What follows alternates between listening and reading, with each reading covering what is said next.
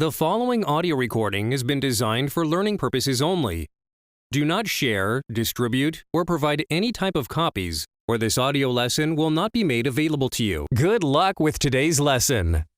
I had one issue that that I thought everyone could pretty much improve on, is that a lot of times you guys do a nice job telling me about the plot and the whole storyline and your viewpoint of how the movie played out and things like that, and which is great. But a lot of people are leaving out saying anything about the main characters, so the actors or stars. And so, since you have a whole week to actually write these, you should go back and look at the PowerPoints or do a little research on your own about the actors, and then just write.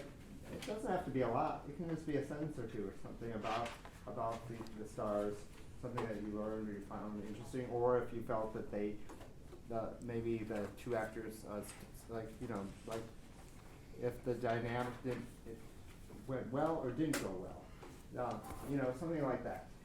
So that's just a little hint. Everyone did very, very well with that stuff. Okay, thanks, Pam.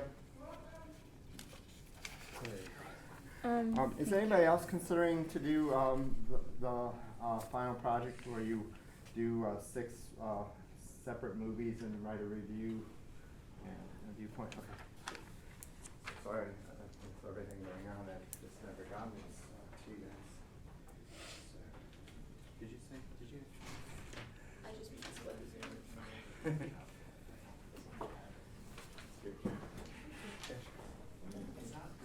Anyone else over here? All right. Well, I'm just going to pass this around so everyone can just sign in, please. Great. I should let you know right now that I am going to be gone in March twice, and we'll have the same stuff, but he's been very good. He'll just have my PowerPoints, and you'll have the test next week, so we don't have to worry about that. We're going to talk about the test in a few minutes. Actually, for the other classes, I might have to have you guys come a little bit. Might need, what we can do. So, yeah. I'm behind on some of the notes. Is that a problem regarding the test or no? As long as you're caught up by next week, because the test is going to be next Tuesday. Because I've been checking Canvas every day and I haven't seen the PowerPoints. Did I not open something? I might have opened something. Maybe I should just open it. I might just open it. Just open everything. This term? Yeah. For all the classes? Yeah, I'll just open everything. Because I know I wasn't we here won't have for that week issue. 4. Okay, so I'll do that while you're watching the movie today. And so that's what's going to happen in March. Of course, we have spring break starting the first week of March, so we'll all be gone. And then I have some bereavement time, which I need to take to help my mom. And so I'm going to be gone for those 2 class periods dealing with stuff. So you can always get a hold of me. So, you can send me something in Canvas or just send me an email to my school email account. And I constantly check it throughout the day. Okay, so I just want to let you know what's going on. As far as the test goes, so next week will be the test. I thought we could go over basically a number of the terms, and just to make sure that you're aware, everyone should get out a blank sheet of paper so that you can write things down if you're talking about this.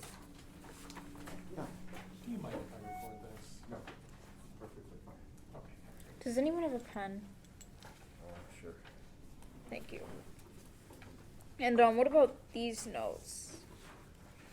For what? Are these for the test? or Yeah, no? so basically I make the test. So does anybody need I did have it with me when I was in my office, a vocabulary sheet, either 1 or 2? But they're not in the PowerPoints, I don't Oh, think. yes, they are. Thank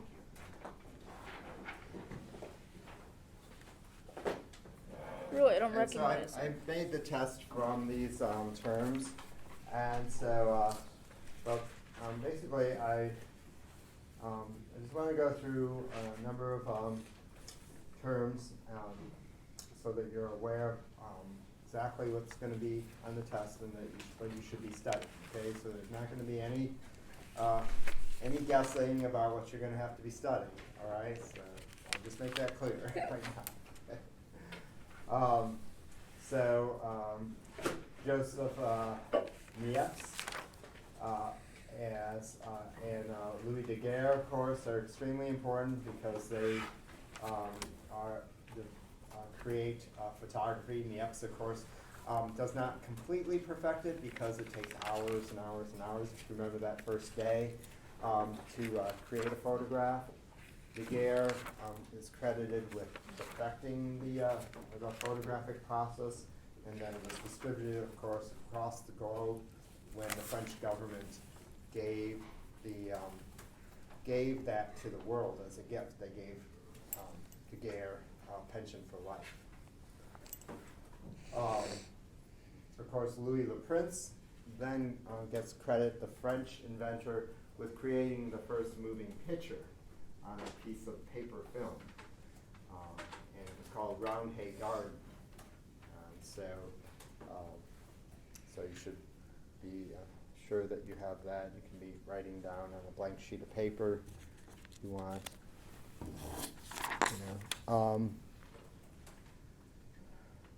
And Roundhay Garden, of course, was his mother-in-law's yard in England. Even though he's French, he was married to an English woman, and he was photographing in his mother's yard, mother-in-law's yard.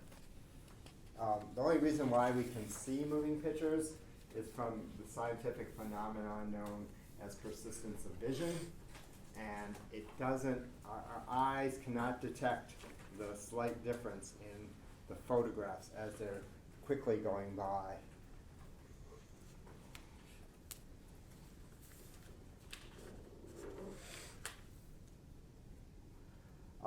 While the Lumiere brothers were the first to show a public moving picture, so they get credit for showing the first in the world, although there is some discussion of whether Armat and his partner showed it at the Cotton Exposition in Georgia even before that.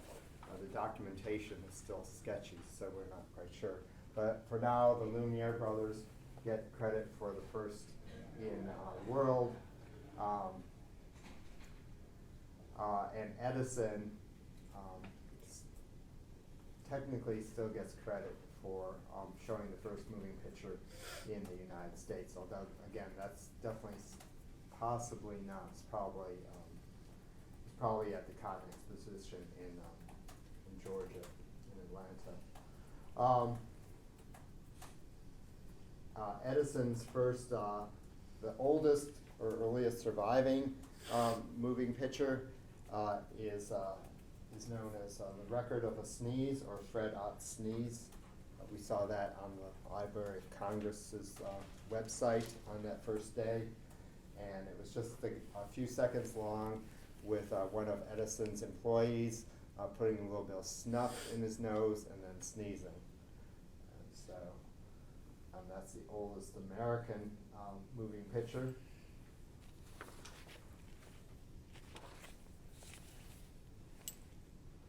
And the kinetoscope is what they were watching that Fred Ott sneeze, or The Record of a Sneeze, on. And Edison made the moving picture on the kinetograph. That was the name of the camera. Remember, in those days, in the very earliest days, 1893, 1894, you could only watch a moving picture on a viewer. They couldn't project it yet.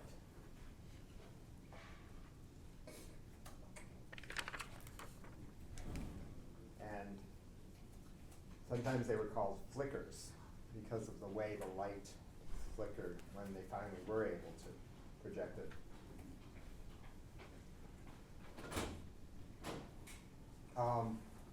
The first one of Edison's early flickers, projected films, was extremely controversial. Do you remember why it was controversial and what its name was? What weren't you supposed to do in the 19th century and publicly show? Ankles. Okay, oh, very good. You're exactly right, but he didn't actually photograph a woman's ankle. Oh, well, actually he did in that other one. So. Yeah. Right. But this one's actually earlier, The Kiss, which again was only a few seconds long, and public displays of affection, like kissing, were taboo at the time, and actually would have violated the obscenity laws that were on the books in so many communities across the country at the time.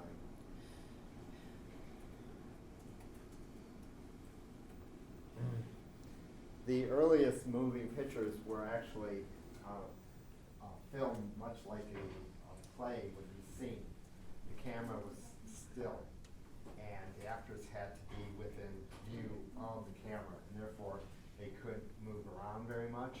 It was difficult to film outside, although they could, but you just had to make sure the actors were shot. And so one of Edison's employees, who was an inventor, he also, I believe, did some directing as well, but he's best known for his invention of the panning head tripod. His name was William Dixon. He had a very long name, William Kennedy Laurie Dixon. But he invents the tripod, which of course so many photographers use even to this day. I have a little one that when I had a 35 millimeter, which I don't use anymore, but camera. My phone has nicer camera than my very expensive camera did. But the tripod allowed for the kinetograph to be moved from side to side and follow the actors around. And obviously that improved just the ability to tell the story.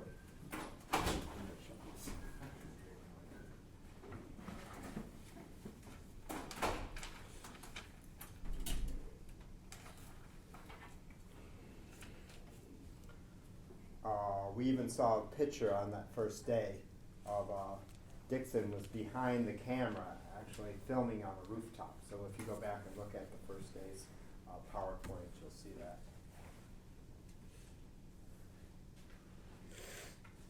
Dixon was significant as well because he went on after leaving the Edison studio, and he became one of the founding members of Biograph, the Biograph company. And of course, Biograph is the company that hired D.W. Griffith, one of the few early directors who became a star in his own right. Remember, in those early days, studios tended to take all the credit. Everybody else, the owners, took all the credit. The employees were all employees, no matter how high up you were, tended to not really get as much credit. And directors tended to always be behind the scenes, not getting lots of press coverage. But D.W. Griffith was an exception. There are definitely always exceptions, even in those early days. Cecil B. DeMille actually would be another example of a director who really stood out and made a public name for himself and was just as much of a star as any of the actors in his plays or in his movies.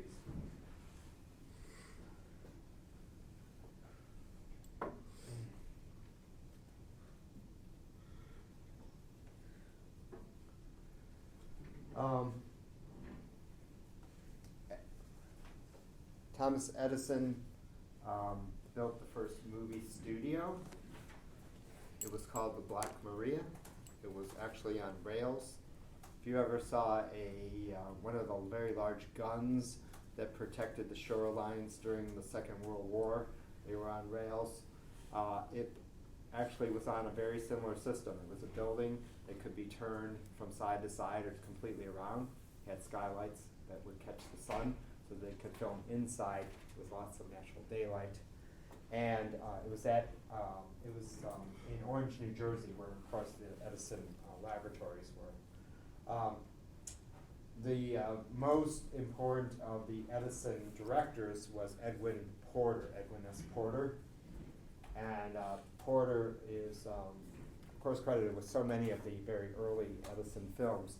And most famously, of course, he does certainly,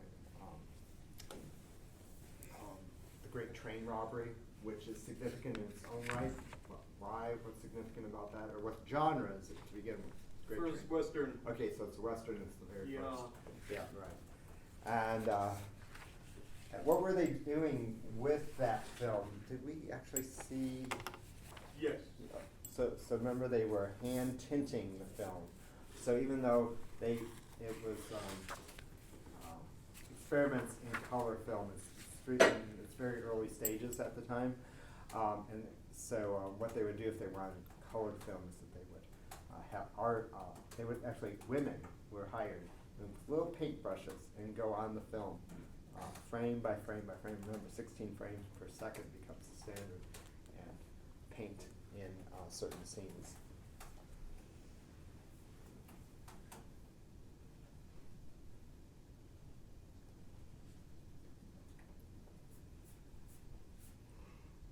I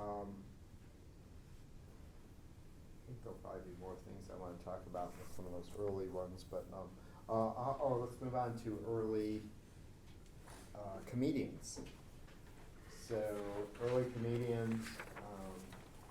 So obviously, the type of comedy that's being done when they have to use lots of physical activity.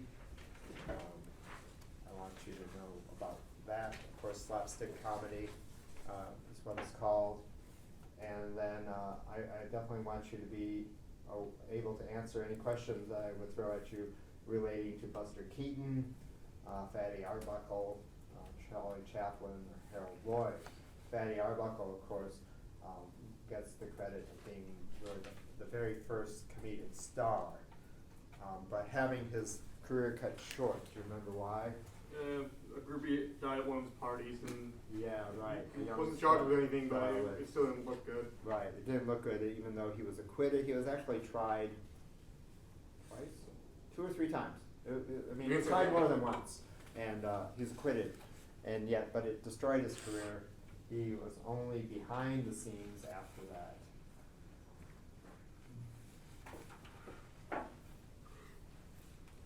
So, of course, by that time, the Vitascope, or what it had originally been known, the Fantascope, was projecting the films onto the screen.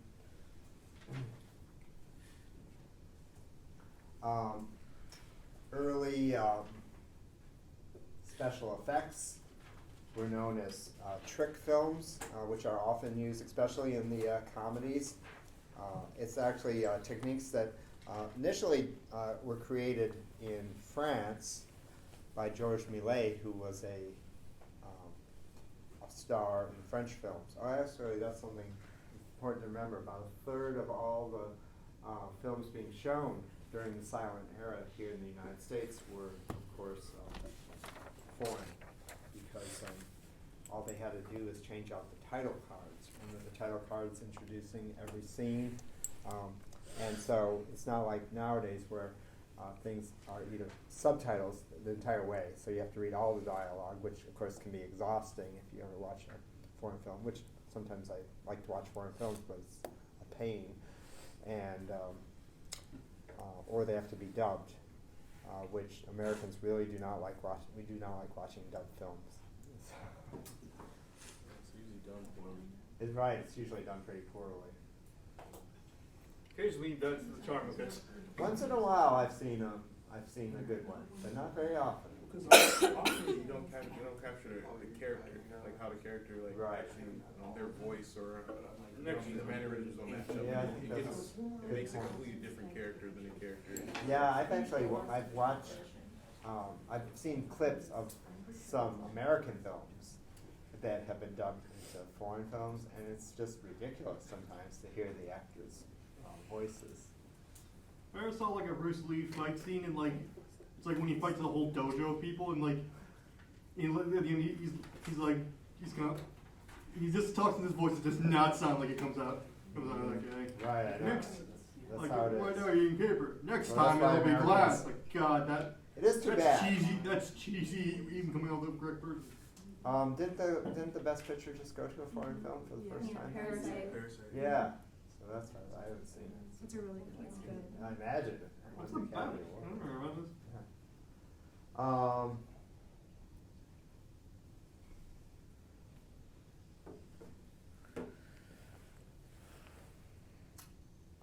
Definitely something with. I'll get to that later.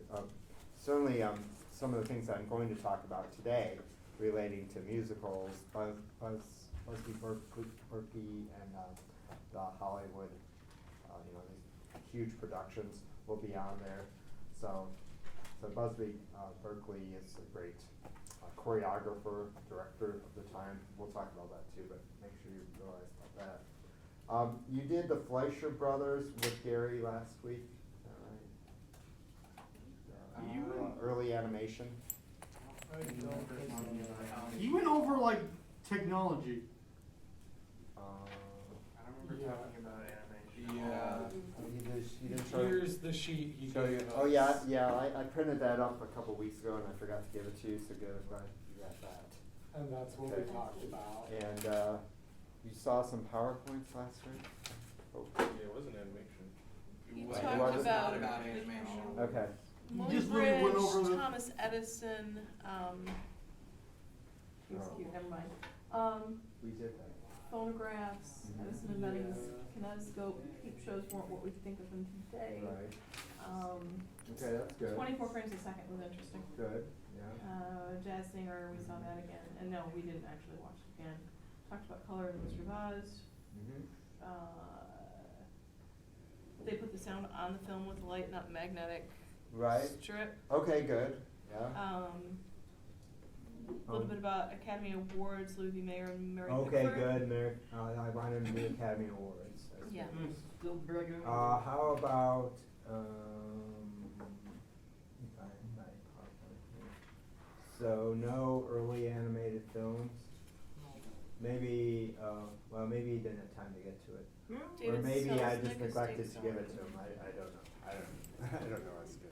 He would have Yeah, done, he no. would go over the. Okay, that's fine. We'll have to try to go over some of that. We today. saw The Way of All Flesh. That's fine. It did. Okay, good. Did we watch Sunset Uh, with him? We What did we watched watch Sunset with?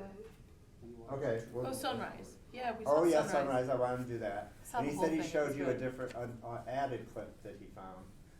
So that's good. That's fine. That's fine with me. The iris shot that was used in those silent films, whether they were serious dramas or comedies, the scene when it opens and closes in a circle. I pointed out numerous times in the first few weeks of class. Remember what that was called, the iris, when it looks like a circle and then it closes in or opens the scene and opens back up. So.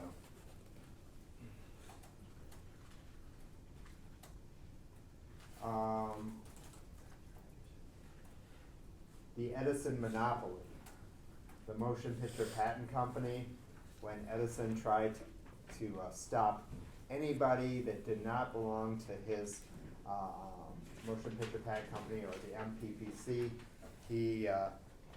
that was his monopoly. It was eventually struck down in the courts.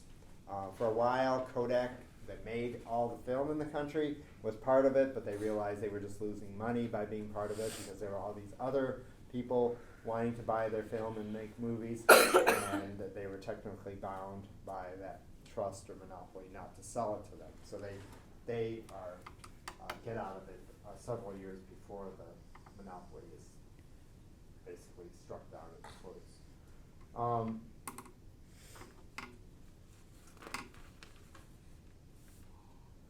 A few weeks ago when we saw Public Enemy, we saw Jean Harlow.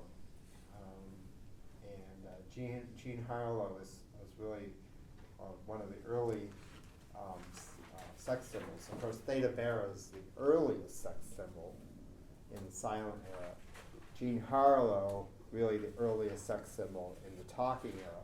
But she unfortunately died extremely early, very, very young, and but she was also known as the blonde bombshell.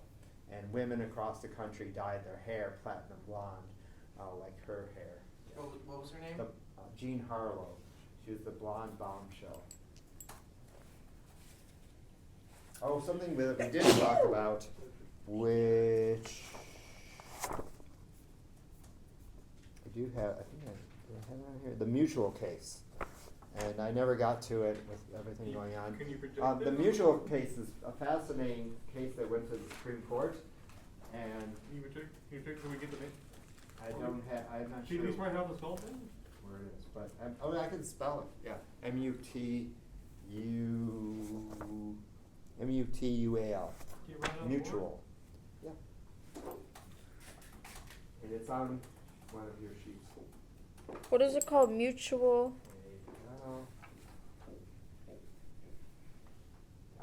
It was ended up being a decision by the Supreme Court that said that the visual media, like the film companies, film studios, didn't have the right of free speech like printed media did. And that was another reason, which I don't think I mentioned when I was talking about the film companies being so nervous about having Congress pass laws of censorship. And that's why they began to, they established the Hays Code in the 1920s, and then at least were trying to say that they were censoring themselves. But then, of course, as we know, they don't really censor themselves until officially in 1934. They always just make lip service to censoring. And so, they were, doing a lot of things that they probably shouldn't have. But luckily, there was never the support in Congress to pass a federal law to censor movie companies. But they probably could have, because there had already been a decision within the Supreme Court saying that, at least at the time, that the media, the visual media, didn't have the same rights of free speech as the printed media. And that's what the Mutual case was about. What was it And about? that was a case from 1915, when the Supreme Court made that decision. I'm sorry, what should I put down for that? That the Supreme Court decided the visual media didn't have the same rights of free speech as the printed media. Media didn't have free speech. Visual Or- media, like the movie companies. So they decided visual media needed free speech. Didn't have free speech. Oh. Yeah.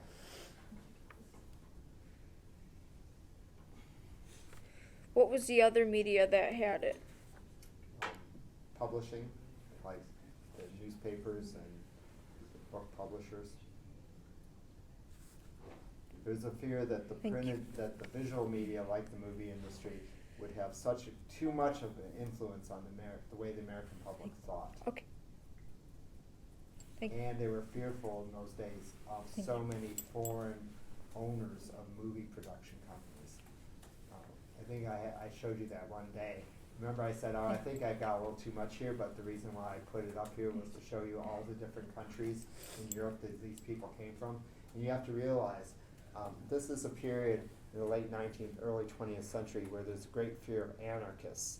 Anarchists are going around blowing up, the Tsar of Russia, shooting the President of the United States, things like that. So.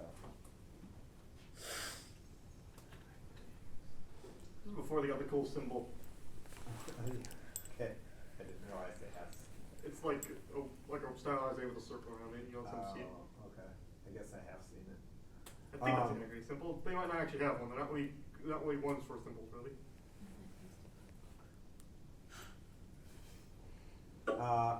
What type of people went to see the movies before Birth of a Nation? Lower class. Okay, right. So more working class people without a lot of money, and the middle and upper classes was supposedly said they didn't go to the movies, right? Allegedly, exactly. In reality, they just swapped clothes with the groundskeeper and went to go see the movies. Right. It's funny how every McMansion has a home theater. I know. Yeah, it's not a mansion unless you have one. Yeah, that's funny. Back then you had one, but you didn't use it. It was for the commoners. Who had? Oh.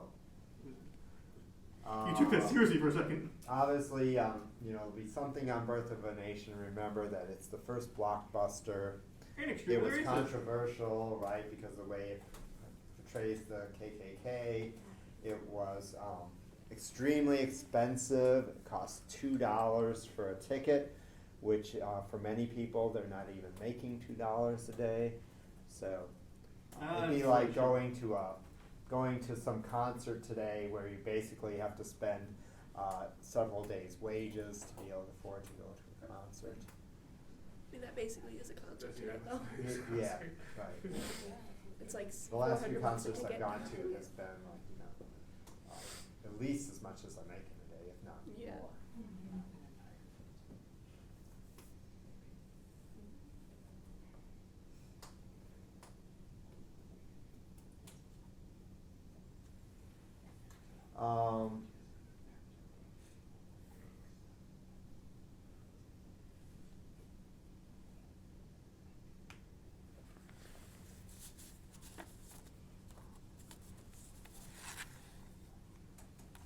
Movie theaters, viewing by the working class people started also because vaudeville went on strike in 1900, so all the vaudeville companies were not touring the nation, and therefore you had all these empty vaudeville theaters just sitting there, not making any money, and so that gave a big boost to the industry. Really, just at the time that they're able to project films onto a screen or a sheet. A lot of times they just put up a sheet and would show it on there. And so the 1900s vaudeville strike gave a big boost to that early industry. Who was the man of 1,000 faces? Lon Chaney, right. So really important star, dramatic star, right?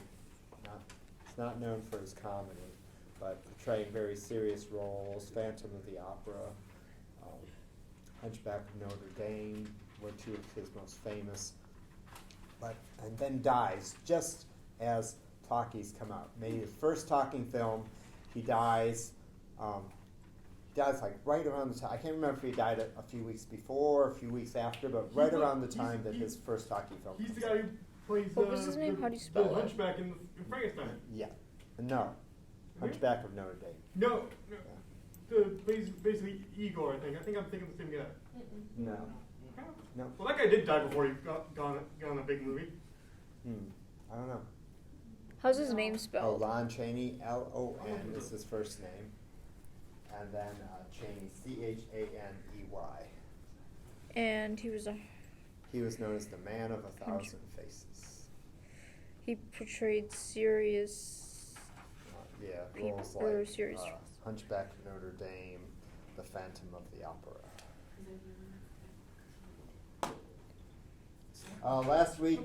Last week you saw the two clips from the first, the movie to win the, what was known as like the unique and artistic picture, but today the name is Best Picture. So what was that movie again? You just said it a few minutes ago. It happened one night. Yeah. What? Sunrise? Huh. Sunrise, where the guy was plotting to drown his wife.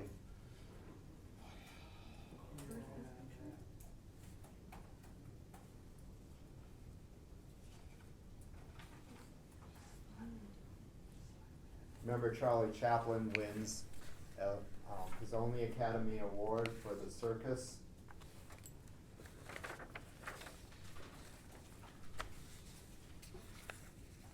And Charlie Chaplin, what was unique about the way he made his pictures? He still used silent films in the era of talkies. Okay, so that was important because he didn't feel the need to have talking in his films until he does in The Great Dictator. So. But what else? He does a lot of improvisation, and Right. he makes it up as he goes. He makes it up as he goes, right? And he was filming things often hundreds of times before he was satisfied.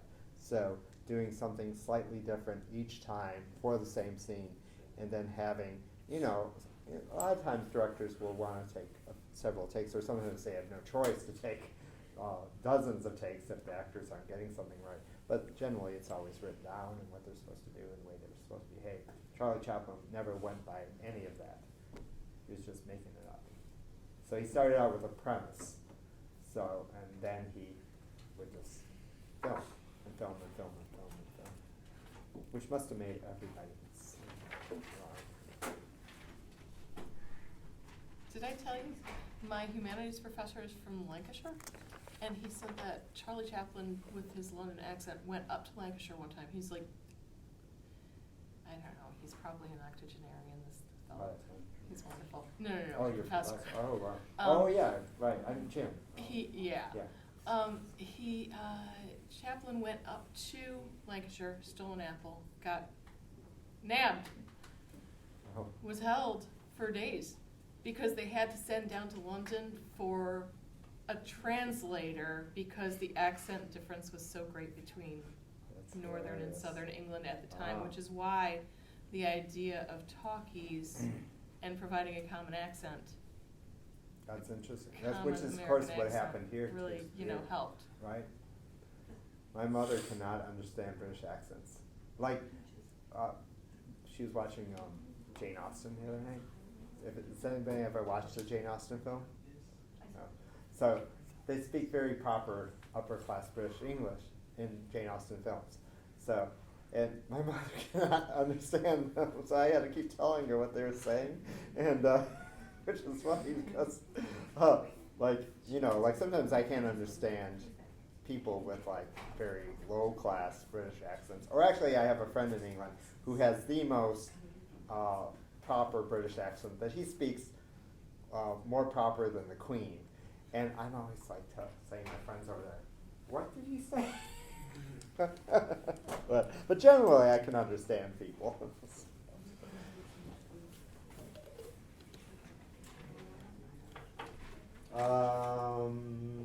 Who was the, so if Jean Harlow, well, let's see, if Theda Bara was the silent female sex symbol, who was the male heartthrob or sex symbol in the silent era? Oh god, I don't know his name. He was So what holiday did we just celebrate? If his name is similar.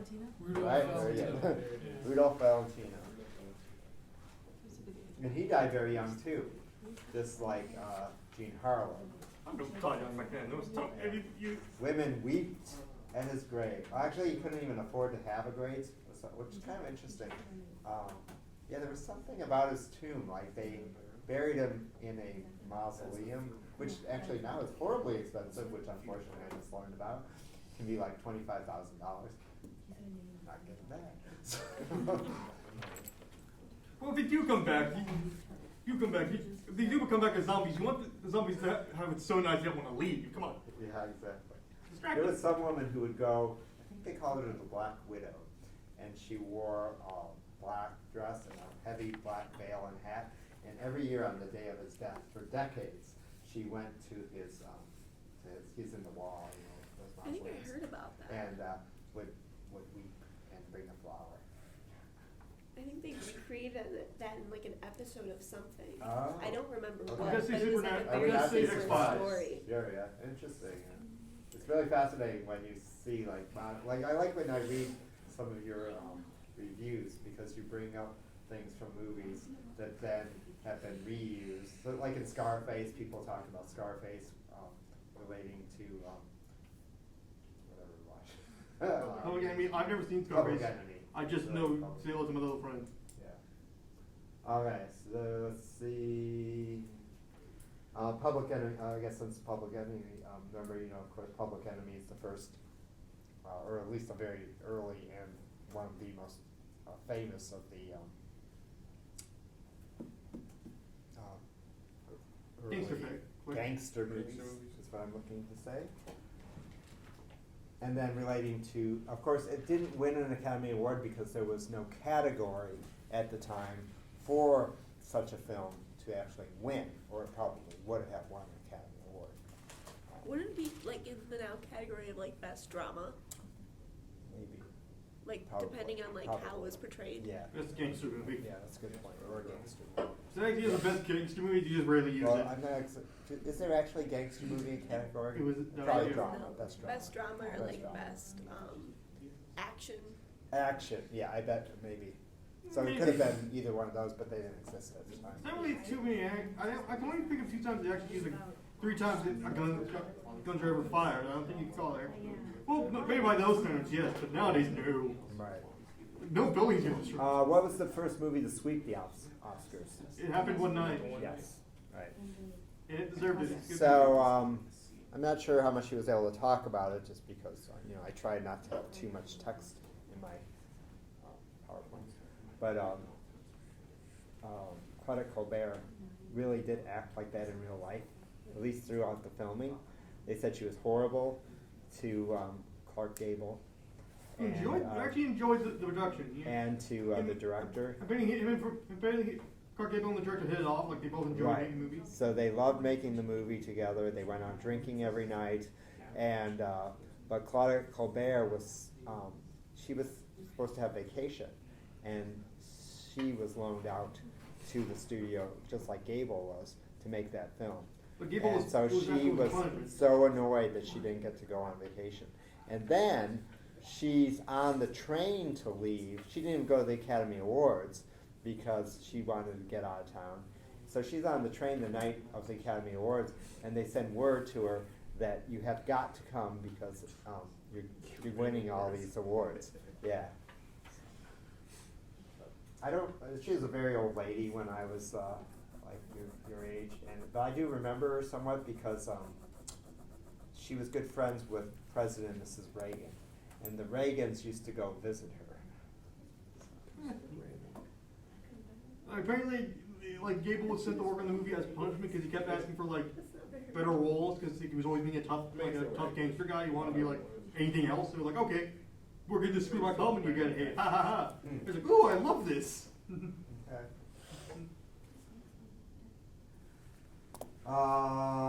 When sound came in, what studio was the first to switch completely to sound? Spent enormous amounts of money on it, and then had to switch again. Warner Brothers, yeah. So they were on the right track. Well, what were they using? What was the technology called? Vitaphone? Right, Vitaphone. Kiss that. Or it can also be known as sound on, I don't remember, sound on disc. So it's a sound on a record. And which was extremely limiting. I showed you the clip. They had to film it from a box. The actors had to basically stand in front of the camera again. So there wasn't a lot of movement. And so that was a problem. The actors' I'm going to voices show weren't you. good.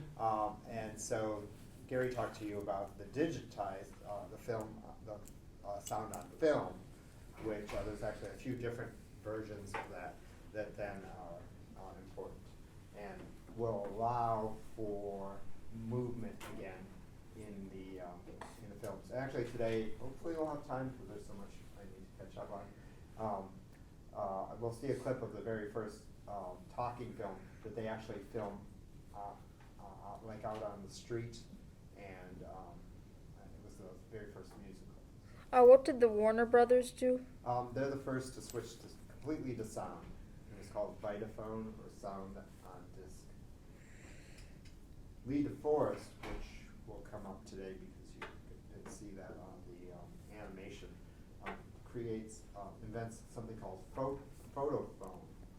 And that is actually the first time sound was used in the movies. It was actually used in animated films before it was used in live, with live actors. And remember, there were the hybrids as well when sound is coming out. So when they started to put it in films with live actors, those hybrid films would only use it for singing and for the orchestral pieces, so that you didn't have to have a live orchestra or an organist or pianist playing in the theaters. Hollywood. Did you say there was a Hollywood musical or just a musical? We'll talk about musicals more in a few minutes. I have a presentation to do about that. But,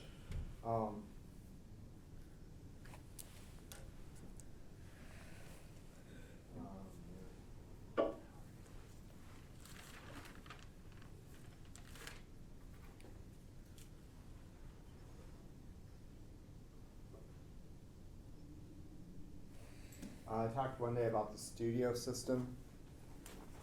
And just remember, the studio saw themselves as like a factory where they are just churning out films. Remember, what are the two types of films? First two letters of the alphabet. A, B. Okay, A and B films. What are A films? Film. The good ones. Right, B the- films are the bad ones. Exactly. So the A films are the ones high production value, top stars, more time to prepare, practice, to film, and then B films are like Overacted. stuff like on TV. Cheesy. It basically takes a few days, a week to produce from beginning to end. So low budgets, generally not the high quality actors, but not always, because remember, it's a factory. So if you have a top actor who's actually not scheduled that week, they'll stick him into one of those films anyway. Because remember, they're paying them. They're paying the top guys and actresses are paying them a lot of money. And so they don't want anybody sitting around. They always have to be doing something. They always have to be either filming or taking lessons, like dance lessons, fencing lessons, etiquette lessons, horseback riding lessons, anything you can imagine that anybody in any part of society would do, they were doing it on the studio lot. And they had experts to teach the actors, which I think would be What a amazing. blast. It would have been so amazing. Yeah. Yeah. Who are the gossip columnists that could make or break your career? Waldorf and Statler. What? Hopper. Hedda Hopper. And a Hopper and Not the Bob Lopez. Parsons. Thank you. I was Yes. hoping someone would get it. Llewellyn Parsons. Those two are hilarious, though. Who invented stop motion animation? Well, Parsons. Who made King Kong, another movie that should have won an Academy Award, but there was no category for it. Yeah, it had that like special thing that essentially used one frame at a time to make so it go on and stuff like that. So stop motion animation is William O'Brien.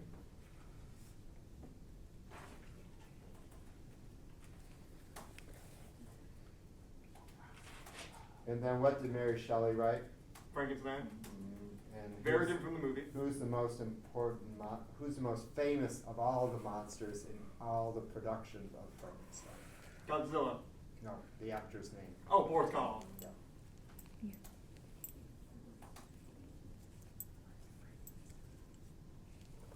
What movie is considered to be the first talkie, even though it's primarily a hybrid? Jazz singer? Jazz singer, right?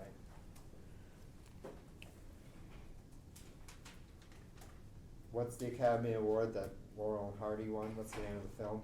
The only time they ever won an Academy Award we saw. With the staircase. I don't think we ever got that name. That was the piano mover one. Yep. What do they call yeah. it? It's called the Music Box. That actually works. The Music Box. You got that? Got it. The Music Box. Oh. Laurel and Hardy won an Academy Award the only time for Who? their Laurel and Hardy. Laurel and Hardy Hardey. The Music Box. Wait, And they it's, won they something? Won, the only time they won an Academy Award, and we saw. I think you were here the day that we saw it. I missed some of them. Like before that. Okay. Is it bad? That's fine. Let's see. As long as you're here now. What studio did Douglas Fairbanks, Mary Pickford, Charlie Chaplin, and D.W. Griffith found? United Artists? Yes. And why did they found it? Because they all the ones were jerks. Because of the way the studio system existed at the time, there were a lot of creative people who weren't getting the opportunity to make important films. The studio system was often very rigid. And so, what would happen if you didn't get approval by, if your movie didn't meet the standards of the Hays Code in those days? No. Well, not necessarily. You could still show it at, because not all of the theaters in the country were owned by the studios. So you could still show it at some theaters, but it would get a rating that basically would be like, that nobody would want to go see it because it would be considered to be obscene.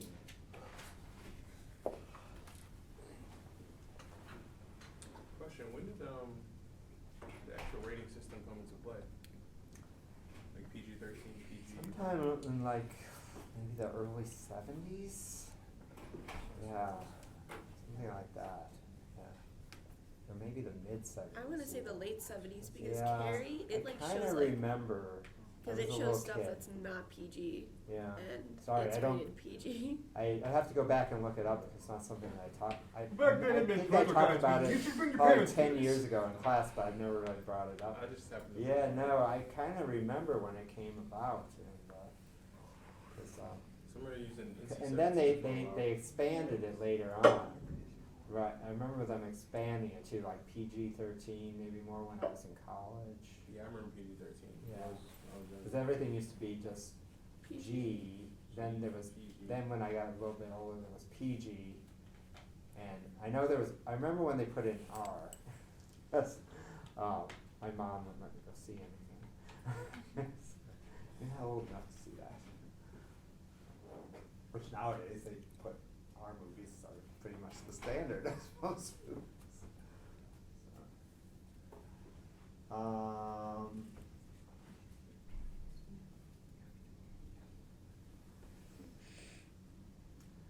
I think some of the list of things I want to talk about here is stuff I'm going to talk about right now.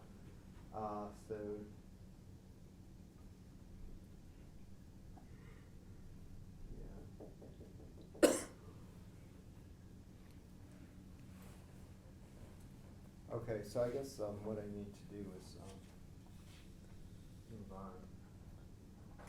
Let me pull up this here on early animated films.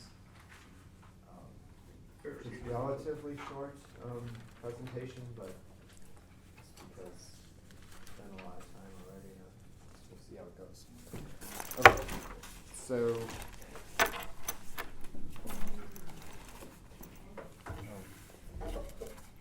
I actually have all your papers from the last few weeks corrected here. So before you leave, just make sure you get them. I don't want to spend any more time actually passing those on. Which papers? Your reviews. Oh, we're supposed to pick those up when we're out. Yeah, you'll get them at some point today. And you can see on Canvas what you did. Everyone did great, so you don't have to worry about that.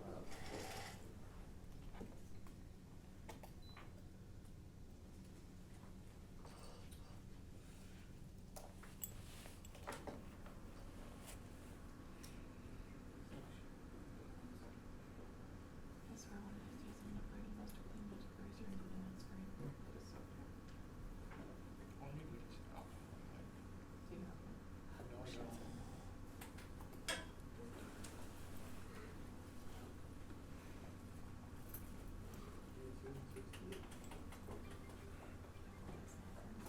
Better be a Disney clip in this.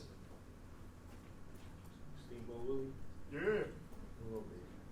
I would love to go back in time and tell people coming out of that, like, hey, you know that mouse you just saw driving a steamboat? He's gonna become one of the most popular cartoon characters on the planet, and he's gonna be his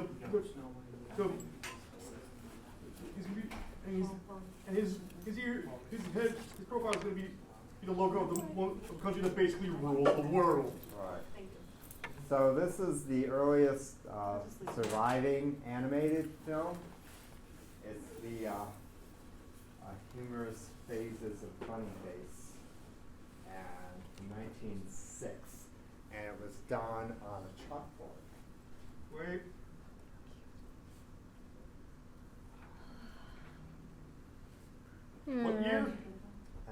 6. Oh my God, Fred has some more makeup than Ginger.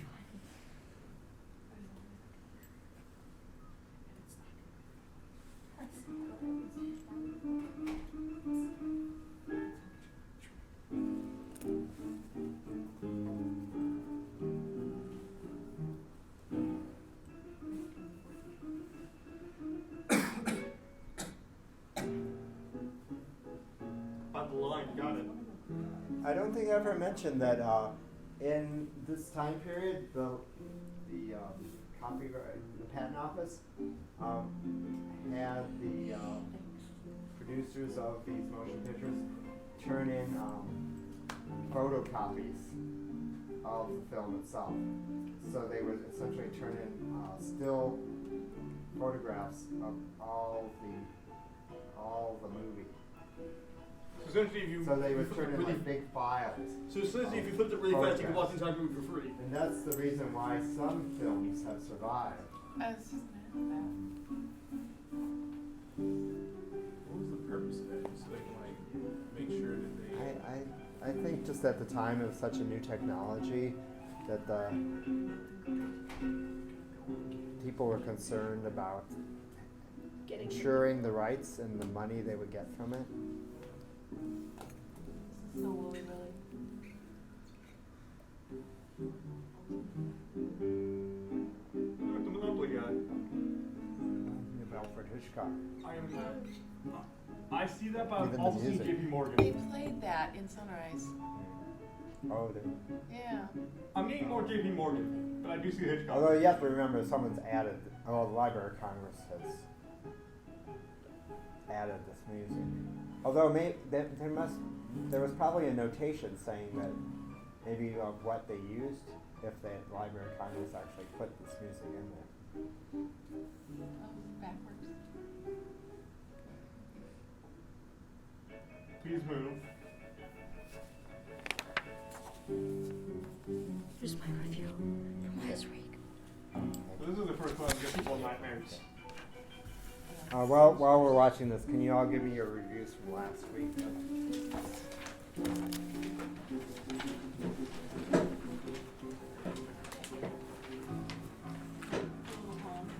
I just thought the keys are weird.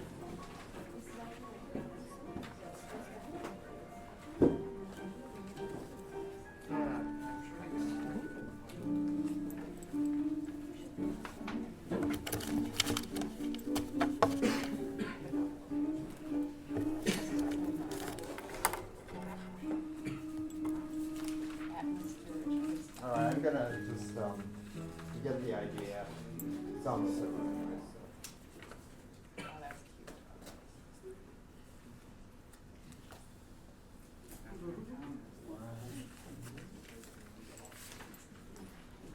Oh, Another extremely early, although not as early, thank you, animated short was done then in 1914, Gertie the Dinosaur. And it's really the first one animated character with a personality.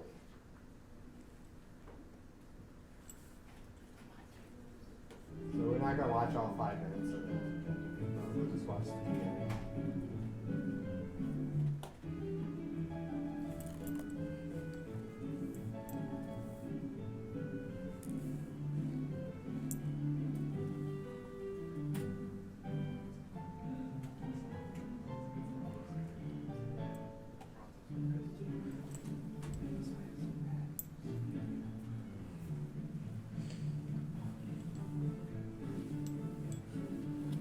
This is back when they still thought dinosaurs drag their tails. I feel like you can really understand why they called them flickers watching this one.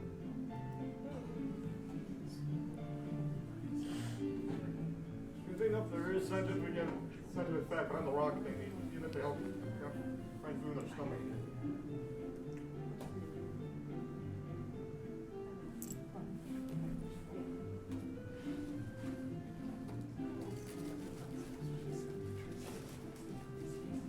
Cartoon Network! Yeah, no.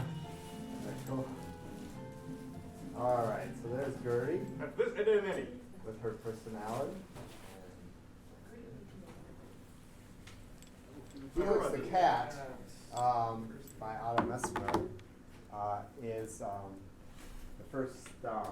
So the first animated character to attain stardom. He's made for Paramount Studios. So this is an important point, is that every studio became known for a certain cartoons, certain animated shorts, which became common to see at some point. Generally, in the beginning, when you went in, what you might see would be a newsreel. So the news of the day might be shown, an animated short, and then the main feature film.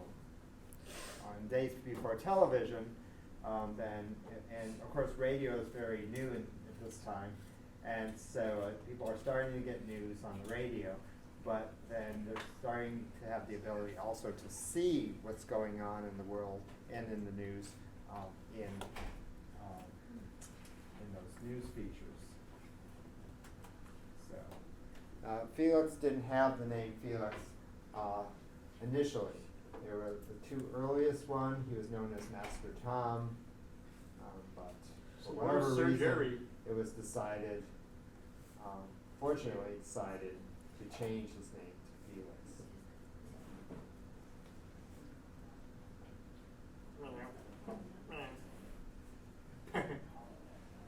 And like so many animated characters, in the earliest versions, their characters aren't really quite developed.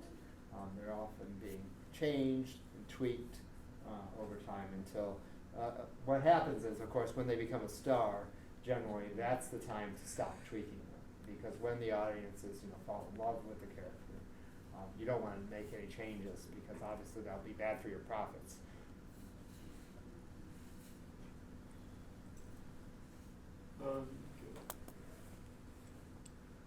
Performing your toilette is not going to the toilet, by the way. It's primping and everything.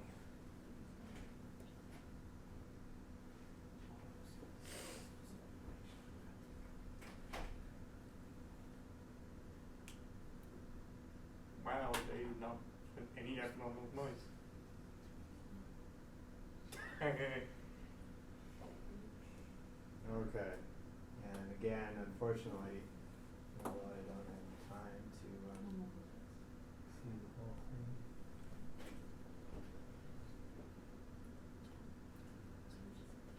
Oh no, this is the wrong one. Alright.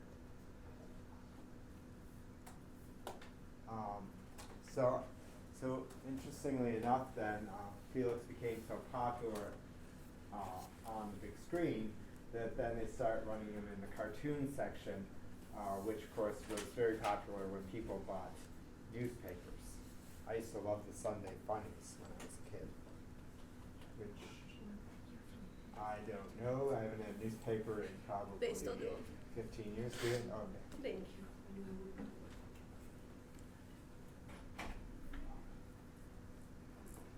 Max Fleischer is an important part of the early history of animated shorts. He creates a device known as the rotoscope, which could give actually very realistic movement to the drawn characters. So what they could do is they could film an actor, and then they could draw the characters over the movements of a live person, Yeah, that always looks pretty. and then it would look more realistic. So is it just sort of a light box drawing box? Yeah, but it would, so you would have, so they would have made they would have had a film of a live person first, and then they could advance, and then they could draw cartoon characters over the person's movements. Max Fleischer worked with his brother, and they come up with a early popular cartoon character that actually had was known differently over time. So in the period between 1918 and 1921, I don't expect you to remember all this, but I just want you to be aware of it. It was Gray Clown, then it was the Inkwell Clown until 1923, and then finally, in 23 to 29, Coco the Clown. And they pioneered the bouncing ball, which I have gone to movies at Christmas, when they show White Christmas and they have sing-alongs, and they might have a bouncing ball over the projected words. And it's the Fleischer Brothers who came up with that idea. Have you guys ever seen that? 'Cause I mean, you don't see it that often. I have seen it. I've also seen a version of it, like in Lion King 1.5, it's a bug that goes missing halfway through the song. Oh yeah. Who eats it? Sure. So here's the Fleischer Brothers short, the first animated short to have sound. Oh, sorry.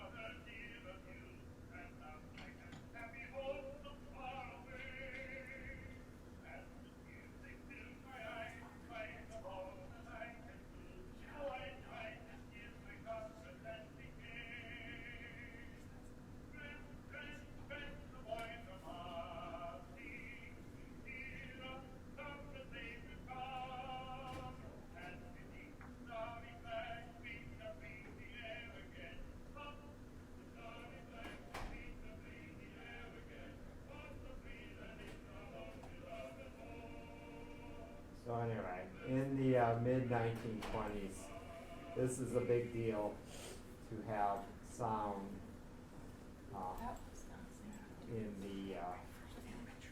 in animated shorts. Lee DeForest actually created phonofilm, which I mentioned probably about half an hour ago. Lee DeForest is significant because he's really seen as the father of the radio. He actually invented something called the Audion tube, which made radio broadcasting possible. Although he apparently didn't know much about what he was doing. So That's the thing about before is he. And so sound, it's a type of sound on film. I think I showed you a picture like this in a previous class. And so this is the tape. It's right on film. And so obviously much better than Warner Brothers was using, which was on that record.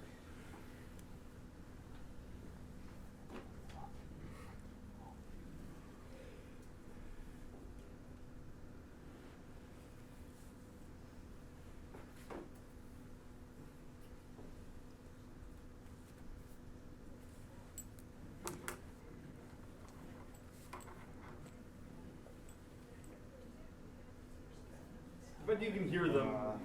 Sorry, it's just the quality's so bad, and I'm not sure I can make Well, back then this must have been amazing. any louder. I'm sure it was actually louder. I'm not even to worry about going deaf and going watching a movie. But this is they are actually talking. So this was really quite extraordinary when people would have seen it in 1923. But see, it's not a feature film, and it's really like a test film from when he creates this.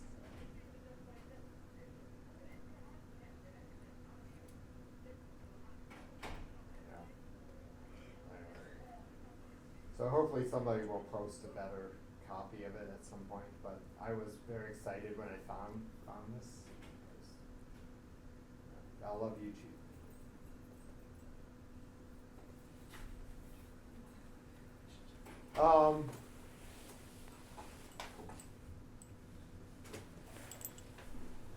Max and Dave Fleischer would use the synchronized film that was invented by Lita Forrest in 1926 in their another production of theirs.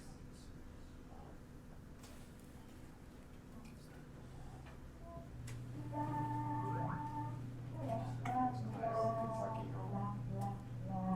So even before the jazz singer, audiences were already being introduced to sound in the theaters. Of course, if the theaters even had the ability to have a speaker to listen to it.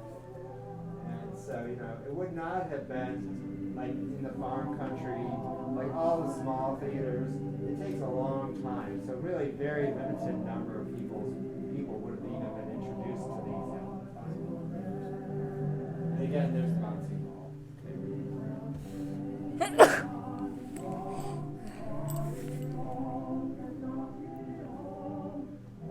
It's really not till the 1930s that broad, array of the American public is even going to have access to talking films.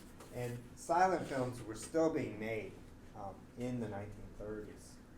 It's not like they just automatically made everything talking.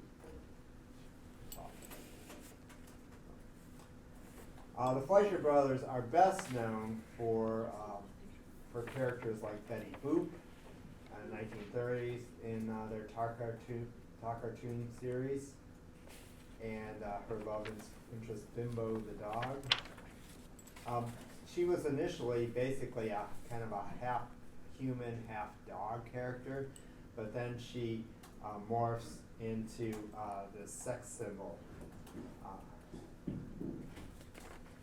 And I think everybody's still familiar with Betty Boop. You've probably seen her at some point in your life. In 2016, Donald Trump. I thought she was black to start. Oh, what about that?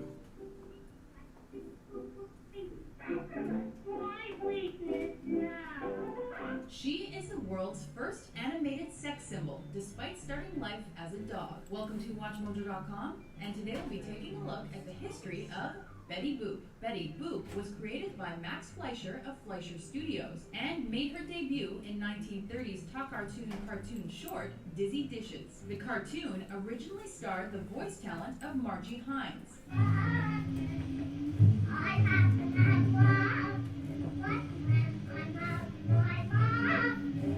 This was when Betty appeared as an anthropomorphic French poodle that was modeled after the likeness of singer Helen Kane.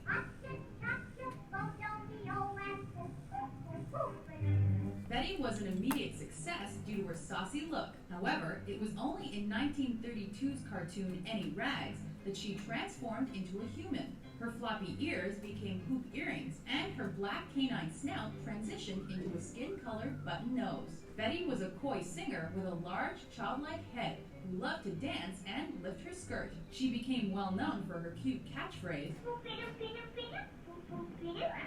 and many viewers felt her talents went beyond what she showcased on stage. Betty Boop did not approve of the era's dress code. She was blessed with a heart of gold, but not much in the way of brains. She made her color cartoon debut in the 1934 short Poor Cinderella, where she was depicted as a redhead. Betty attracted a primarily adult audience, as her cartoons often incorporated many sexual and surreal elements.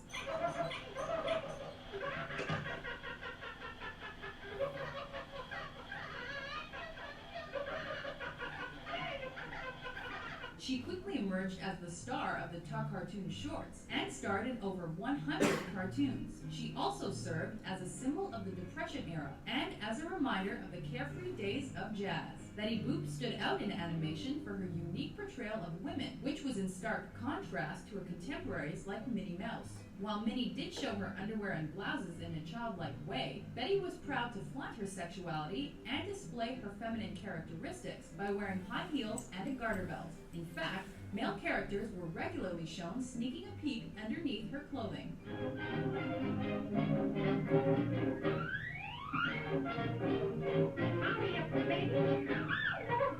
Betty Boop was a controversial character. Her appearance was then toned down due to 1934's National Legion of Decency Production Code. This imposed guidelines on the motion picture industry and limited sexual innuendos. As a result, Betty was stripped of her suggestive introduction, was given a longer dress, was made a husbandless career girl, and was given a boyfriend named Freddie. She also became more family-friendly when she was teamed with a puppy named Pudgy, and when she developed a friendship with an eccentric inventor named Grampy. The series then radically declined in popularity and faded as it began focusing on her co-stars. In 1939, Betty made her final cartoon appearance in Rhythm on the Reservation. Despite Betty's decline from the cinematic spotlight, she appeared in 2 television specials in the late 1980s. She also made a cameo appearance in the feature film Who Framed Roger Rabbit, where she maintained her traditional black and white look. She's married to Roger Rabbit. Yeah, what a lucky girl. She eventually managed to rekindle her initial popularity through merchandising, and she appeared on countless products, including casino slot machines. Everything's on casino slot machines. You know, look up what's on pachinko machines. That's even more insane. Baby Esther Jones, the jazz singer, is also thought probably to have inspired, and probably maybe even not Helen Kane, but we don't talk about that. The Thimble Theater is created, actually, and it was a newspaper cartoon, and then its character who's introduced later on, Popeye, becomes extremely popular in the printed media, and he will go on then to be introduced as a animated character in the Thimble Theater's in 1929, when he appears with Betty Boop. It meets Popeye the Sailor.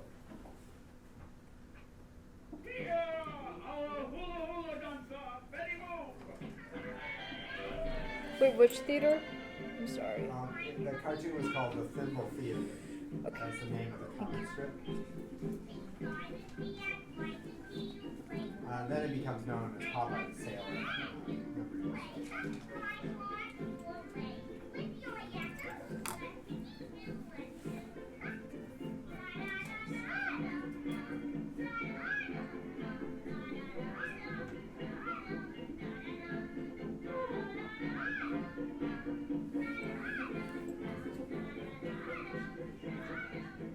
That's probably a cool.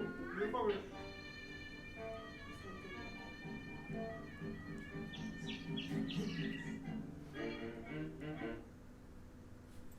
Well, I was expecting to make Wow. more. I always liked Popeye when I was a kid. I was when he ate the spinach, it's like whoever problem was. I like spinach, as long as I had enough ketchup on it. Alfredo. Okay, moving to Walt Disney and his brother Roy. So actually, an early character is created by a partner of Walt's named Oob Iwerks for Universal Studios. The problem with Oswald the Rabbit, which I have upstairs. I bought it the last time I went to Disney World, because Disney eventually bought back the rights to Oswald, and now they sell it. And so, anyway, Oswald was a star for Universal. Like I said, every studio had, they would outsource small animated studios to make their cartoons for them. And so Oswald was quite popular, but then they tried to force Disney and iWorks to accept a lower price for a short, and Disney refused to work for them anymore. But of course he didn't own the rights to Oswald, so he just had to walk away. And so then he comes up with Mickey. He basically changes the ears a little bit, changes the look a little bit, and names him Mortimer. But before they actually officially give him the name Mortimer, Walt's wife says she doesn't think that's quite a good name, Mortimer the Mouse. And so she comes up with the name Mickey. There actually is a Mortimer Mouse, but he's like always portrays as a scumbag. Okay, that's interesting. And so Mickey would make his, actually, so this is technically the third film that was made with Mickey the Mouse, but it's the first one to be shown publicly. And it's called Steamboat Willie, which I imagine everybody's at some points have seen somewhere. I've seen the Griffin Whistle favorite Disney movie. So if you ever get a chance to go to Disney World or Disneyland, they have an old-fashioned theater on Main Street, and they basically continuously show this film in there. It's on Disney Plus right now. Oh, is it? Oh, okay, cool. I only want to get Disney Plus because I want to watch Mandalorian. I like Disney Plus Oh, yeah. personally. Yeah, my niece and nephew like And here's Pete. I don't have time to watch a lot of TV.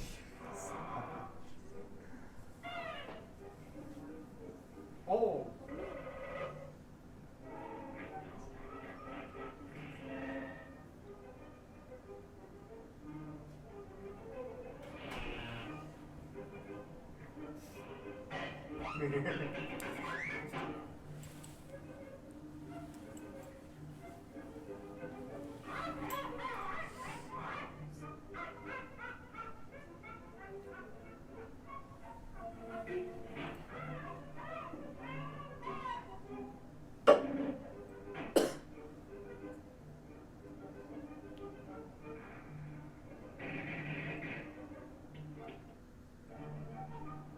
Skip ahead a little bit.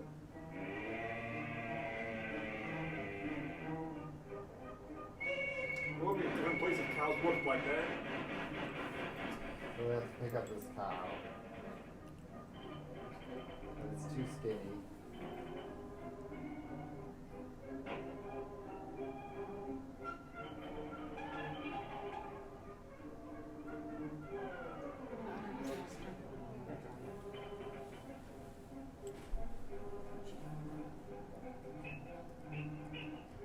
There's an entire world in Kingdom Hearts based off this one cartoon.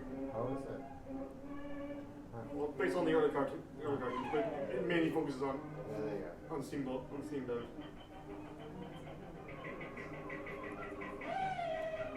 And we also get to meet Minnie Mouse. Then. Oh, there she is.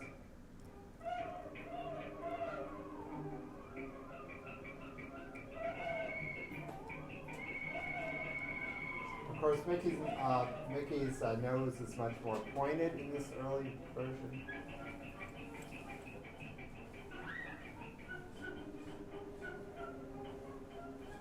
And like we saw in Betty Boop, they can do things in animation that they could never do with a live actor because it would have been definitely seen as obscene. Yeah, way too risque. Very good.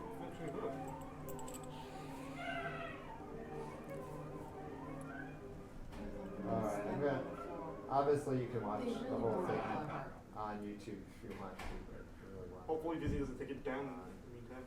So, anyway, there's Mickey, who could have been Mortimer. Luckily, he is not. Alright. I don't know how much time we're going to have for today's movie, but. I'll stay later. So, musicals. The very first musical on, obviously film, because they couldn't really do it before, 1929. Or, they only just have the ability to do it in 1929. It's called Applause. And it's starring Helen Morgan, who was already a Broadway star, and essentially playing a vaudeville star, kind of washed up actress.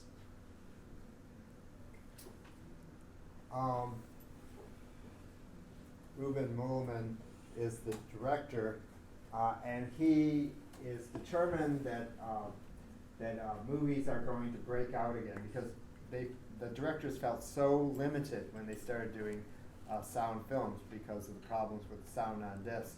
But luckily, with really all the studios except for Warner Brothers, when they switched to sound by 29 or so, 28, 29, they then use this film that has the sound on it. And he invents what's called multi-channel sound. So they're able to have record two actors doing different things at the same time. And that was important development. And so Applause is, the story of Applause, and we can't watch even this 8-minute clip, but is about this young woman who had been raised in a boarding school run by nuns. But now that she's grown, she's being sent out into the world, and she wants to go meet her mother. That is this, who's really tried to keep her away from her life as a Broadway star or vaudeville star. And her mother's, she's really more of a, not even vaudeville. What's it called when they did the striptease? Exotic dancer? Special burlesque. Yeah, burlesque. And her mother's really kind of a washed-up burlesque actress. And so her daughter, who's been raised in this convent, now goes out into the real world and goes to find her mother, and it's just very sad. But what's fascinating is they actually film, so let's skip ahead here, where she's leaves the convent gates, and then goes to Grand Central Station, and they actually filmed in Grand Central Station in New York City. So it's really, or maybe Penn Station. The clock is there is. Oh no, Grand Central.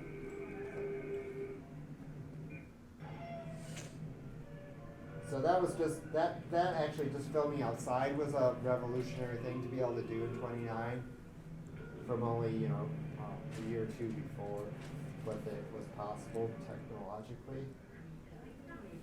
So then she, she wants to find her mother. She goes to the show, sits down, she's kind of being ogled by all these creepy guys who've been drinking. And then here's her mother on stage. That they're making fun of. Oh, sorry, here's her mother. This is who they're making fun of.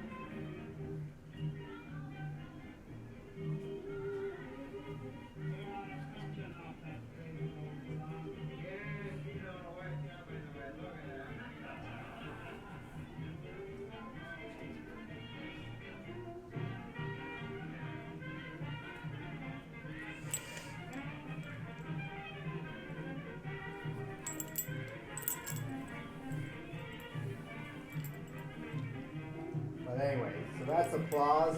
Very important. Will be on the test. The first musical, Hollywood musical. I know musicals can be controversial because many people don't like musicals.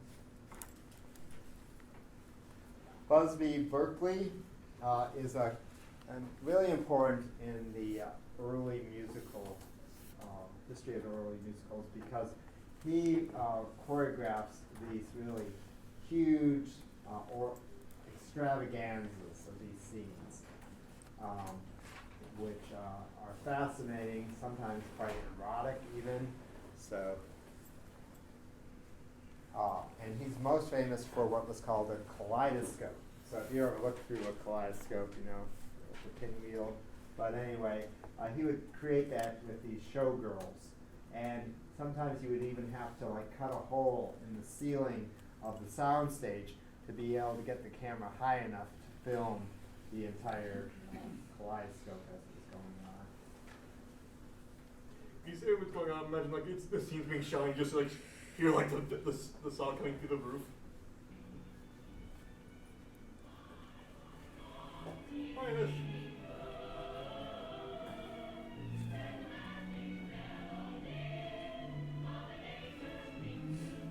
Dear God, the Great Apocalypse happened. Never mind. Quick apocalypse.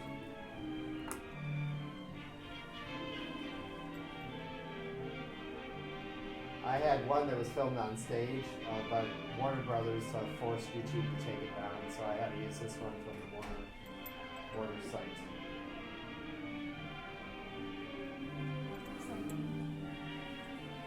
I could never do one of these. I would worry too much about drowning.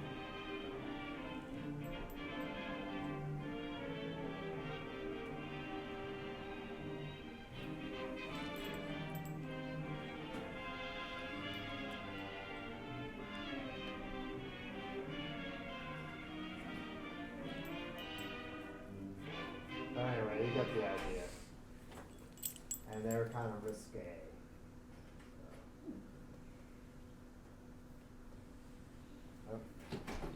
So Burt, I just created this list of some of his most really famous films. Whoopi, 1930. Just the name of it is a bit risque. 42nd Street, probably his most famous film. 1933. Actually, 33 is the midst of the Great Depression. Unemployment rises to 25%, the highest ever in American history. So times are really bad. There's fear of revolution. The economy has completely crashed. Most of the banks in the country have closed in the winter of 1933. So you can't even, if you had money, you can't get it out. If your banks closed before President Roosevelt became president, there was no insurance, so you did not get anything back. People committed suicide when they lost their life savings. In 1935, Gold Diggers won Best Original Song at the 36th Academy Awards.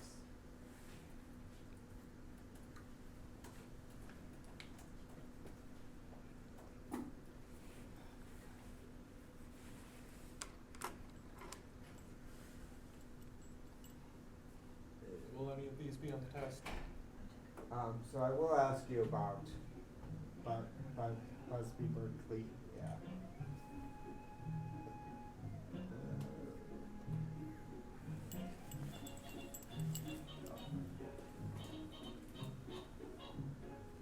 The Lullaby at Broadway.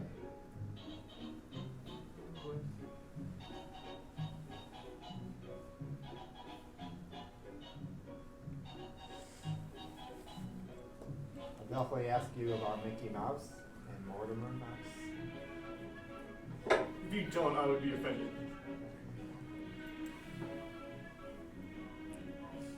So it starts out slow, gets faster.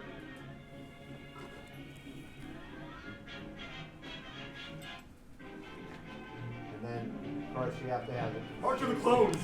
Oh. So, we're going to watch Top Hat with Fred Astaire and Ginger Rogers today. Fred Astaire hated scenes like this. And at the end of today's movie, there's actually is a scene like this. But he becomes such a big star that after today's movie, he refuses to allow anything like that in his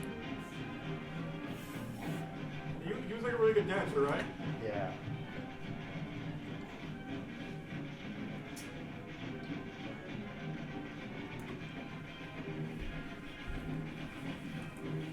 I can kind of see why he doesn't like these. They seem awkward. It's a bit much.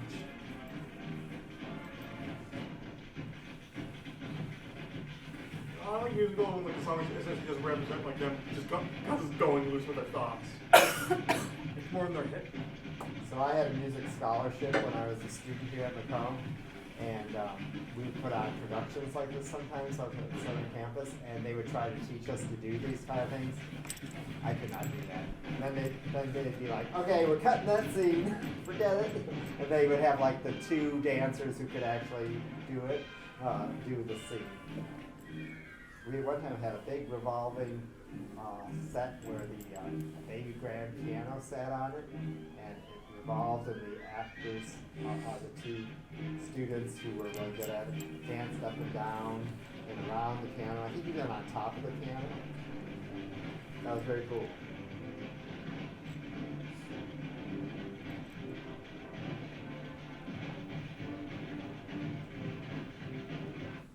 Okay.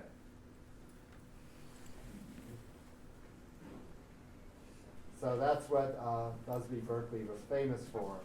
42nd Street cost only $400,000 to make, but made the studio $2 million. Has anybody seen either the movie or the Broadway production of this?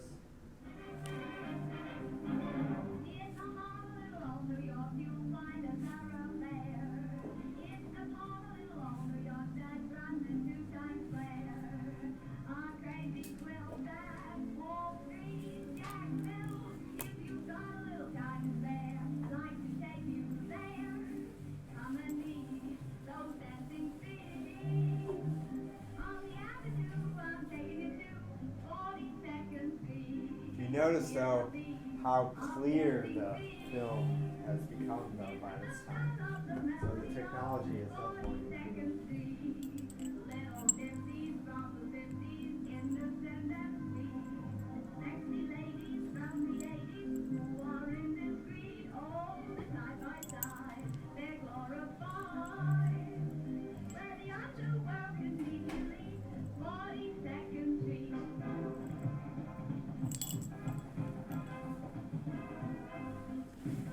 God, she's wearing pants.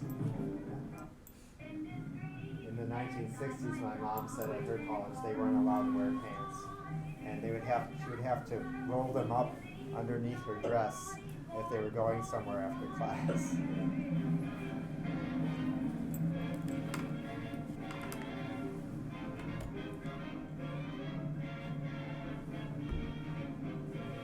You have a dog musical, it has to dance at some point.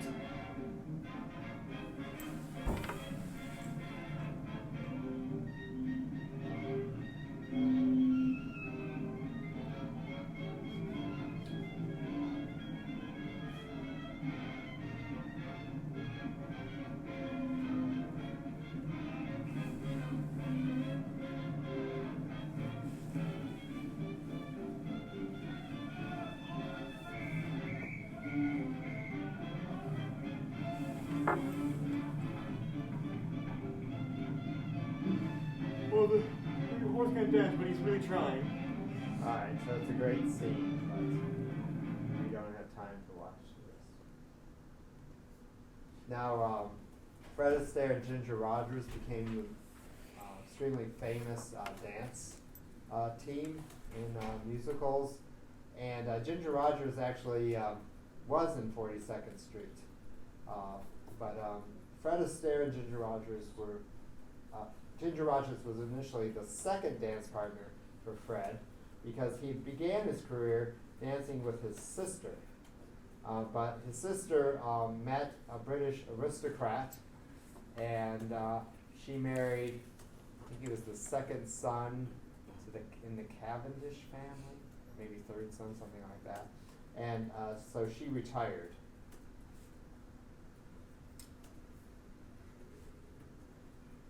Can't remember the whole connection. I think it's the same family that then President Kennedy's sister married into. So here's Ginger Rogers, who became Fred's partner then after Adele retired. And she played Anytime Annie in 42nd Street. It's a relatively small part, but she makes, she's noticed, and then she's paired up with Fred.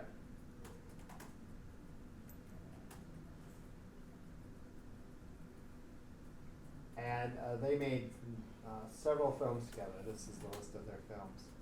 Flying Down to Rio, The Gay Divorcee, the film we're going to see today, Top Hat, Follow the Fleet, and then Shall We Dance?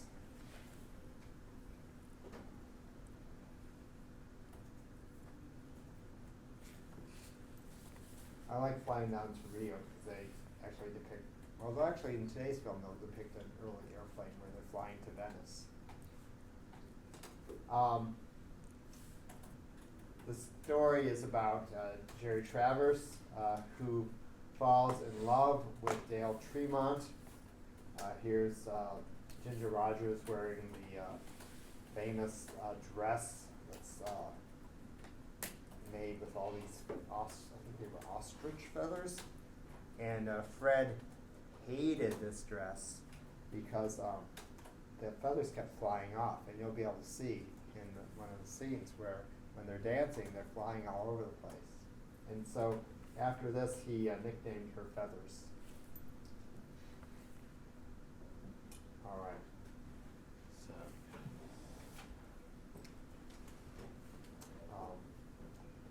So how many of you do not like musicals? I just want to know right offhand, because it's perfectly fine. I know lots of my friends cannot stand musicals.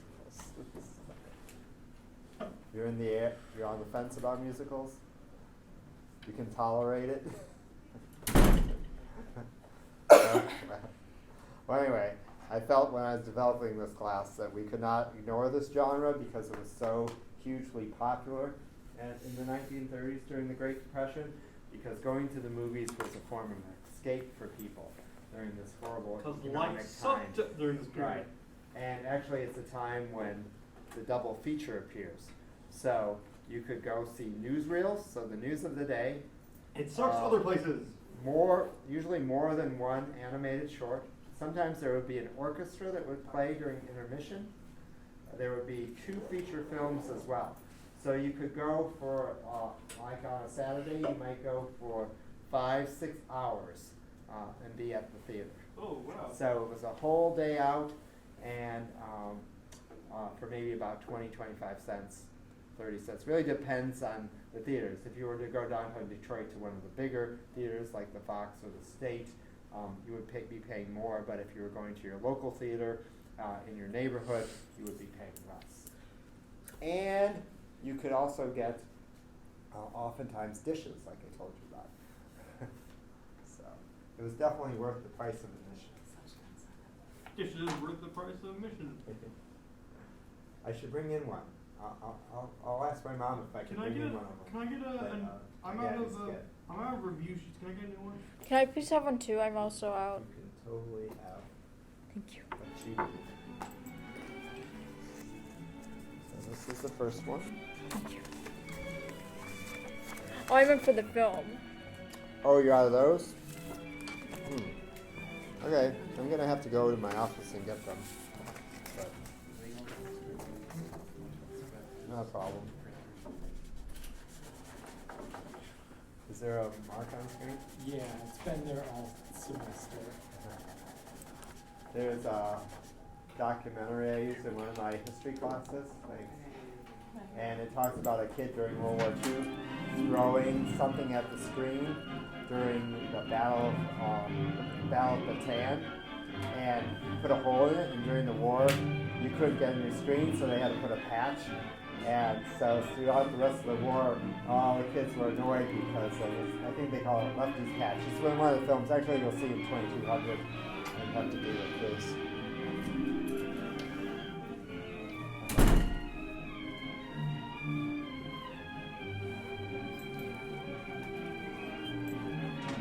I know we're not going to have enough time to watch the whole thing. Yeah, what is the runtime on this?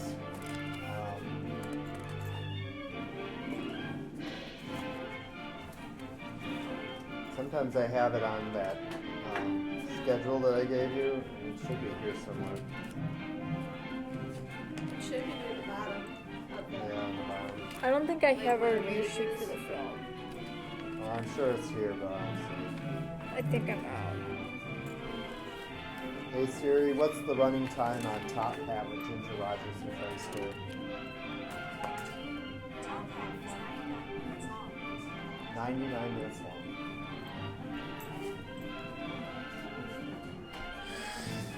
Sorry.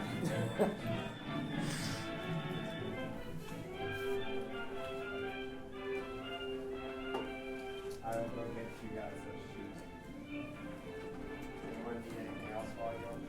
You were saying something about I don't know, Nick Murphy went to Disney and Oh, I'll get Oswald.